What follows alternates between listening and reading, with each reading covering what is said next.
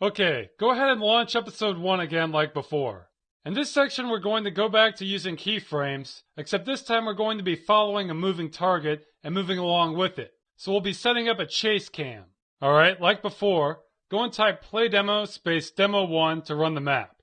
Did you know that Christopher Columbus recorded mermaid sightings on his way to America? He also said they were not as beautiful as he had been told by reports from sailors. Now the common belief is that mermaids are really manatees, but I think all it means is that some sailors see something in the water and just want to make up a story about it. I mean, how drunk would you have to be to think that a manatee is a fair maiden? Not that sailors don't have a reputation for drinking, but whatever. Okay, go and press Shift F2 and pause this like before. And also like before, we want to reposition our window. Then do the same for Demo Smoother. Now you're free to use drive mode to look around again. This is near where I want to start. Finally, go and enter in your number of ticks in the smoother window, then press reload or revert, then select. And I'm going to hide the original markers since we won't be using them. Now I thought I'd start the shot on this one once the fight guy starts running the second time. Then we can have the camera follow him all the way until the end. So I'm going to click on resume, then pause it once he starts to run again. Somebody call the police, a fight's broken out! Okay, that looks good. I'll close in on him a little bit. Now the demo shows this at tick 602, so I'll have to guess a number for the demo smoother. Let's try 240. Now let's resume the playback and pause it as he's ready to turn. Okay, he's about to turn here, so we'll want to create a new keyframe that looks about like the old one. The main thing you want to focus on is keeping approximately the same camera distance from your subject. That way when you process it, you'll get the most uniform motion. Okay, this is at frame 671, so let's guess what the number to jump to is again. I'll try 250. Not bad. Now I'll close the gap manually. Once it's lined up, press Make Key. Now because he's going to make a sharp turn here, I'm just going to inch the progress forward in the demo as we'll probably need a new keyframe pretty soon after this. Alright, he seems to have completed his curve at this point, so this is a good spot for a new keyframe. Now after I line up the camera, I'll skip ahead on the demo smoother to match up my tick marks again. Are you guys noticing a pattern by now? Make Key. Okay, I'm going to back up and take a look at our path so far. Oops, looks like this is turning into more of an arc motion than I hoped for. I think the best thing to do would be to redo the second keyframe so that it's more level. However, this will be easier to do once we've processed the flight path, so we'll come back to that later. Let's click resume and watch for his next change in velocity. Okay, right about there. He's starting to turn again, so we'll make a new keyframe here. I'll position my shot.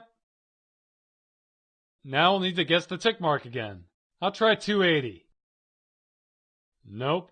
How about 320? Better. Let's see about 340. Nope, I overshot. I better quit while I'm ahead. I'm adjusting the marks manually now. Okay, 873 isn't exact, but it's quite close. I may adjust it slightly more. Okay, now I'll press Make Key. Let's see, that looks about in line with the others. Let's keep moving forward. I'm going to inch him forward again since he changes his direction quickly if I recall. Getting close. Okay, right there. He changed his orientation again, so this is another good spot for a keyframe. I'll rewind this just a bit to double check. Yeah, that looks about right. Okay, time to guess numbers again. Now, between all these demo smoother segments, I've been guessing a lot of these numbers. Maybe this would be easier if I started talking like the Count from Sesame Street. Yeah, I think that's what I'm gonna do. Ah, yes, we will figure out what number adds to 955. I shall be trying 350. Okay, that's rather close. Let's use that. Now we will adjust the numbers manually, and good night. Make Key. For those of you who never saw Sesame Street, it was an educational puppet show for kids. The Count was my favorite character. He was a vampire who liked to count things. Alright, there can't be too many more of these. Let's hit resume and see where he goes. Yay, a nice straight line. Oops, we reached the end of the demo. Not a problem. We just hit play again and go back to where we were. Now you risk resetting your view angle when you do this, but that's not a huge deal since their flight path will still be intact. Okay, I'm going to pause this, watch for our guy running here, then resume. Actually, this number is already entered in. Let's skip ahead. There we are. Okay, now I'm going to pause this again, then just inch to the very end.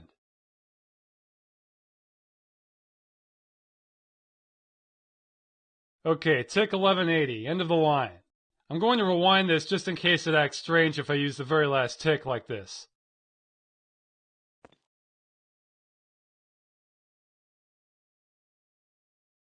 There we go, 1177. That should be fine. And now we need to guess numbers again. Okay, let's try my good friend 400 this time. Oh, he was not enough. I guess he needed a bit of a boost. Let's use 440. Getting close. I think we can handle the rest on our own. So skip forward and make our key.